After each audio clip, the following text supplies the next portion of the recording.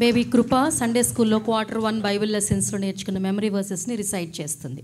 అందరికీ ప్రైజ్లా. నా పేరు కృప. నేను ఇప్పుడు 1 నుంచి 13 గంటల వాక్యాలు చెప్పబోతున్నాను.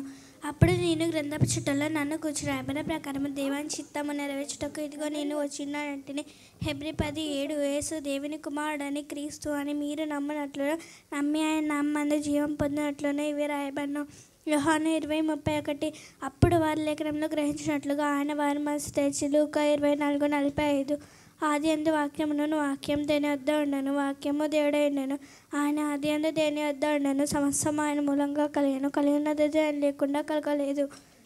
యోహాను 1:1-2-3 మళ్ళా యేసు నేను లోకమునకు వెలుగును నన్ను వెంబడించి వారు చీకట్లో నడవక జీవపు వెలుగు కలిగినని వారితో చెప్పాను. యోహాను 8:12 దేవుడు మన స్వరూపమందు మన పొలక చొప్పున నరులను చేద్దాము వారు సముద్రపు చేపలను ఆకాశ పక్షులను సమస్త భూమిని భూమి మీద ప్రాకు ప్రతి జంతువు ఏలుదురుగా కానీ పలికెను. ఆదికాండము 1:26 ఏలైనగా పాపం వలన వచ్చు జీతము మరణము అయితే దేవుని కృపావరము మన ప్రభు అయిన క్రీస్తు యేసునందు నిత్య జీవము. రోమా 6:23 మరియు నీకును స్త్రీకిని నీ సంతానకును ఆమె సంతానకును వరము కలిగజేశాను అది నిన్ను తల మీద కొట్టును నీవి దాని మెడ మీద కొట్టదవని చెప్పాను. ఆదికాండము 3:15 మర్నాడు యోహాను యేసు తన యొద్దకు రాగా చూచి ఇదిగో లోక పాపమును మోసుకొని పోవు దేవుని గొర్రె పిల్ల.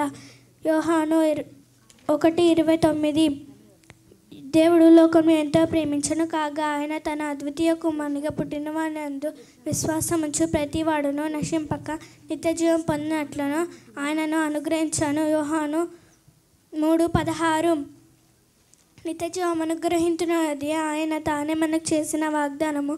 1 యోహాను 2:25 యథార్థంగా ప్రవర్తించువాడు యెహోవా యందు భయభక్తి గలవాడు ఊటిలో చిత్తాడు ఆయనను తిరస్కరించువాడు.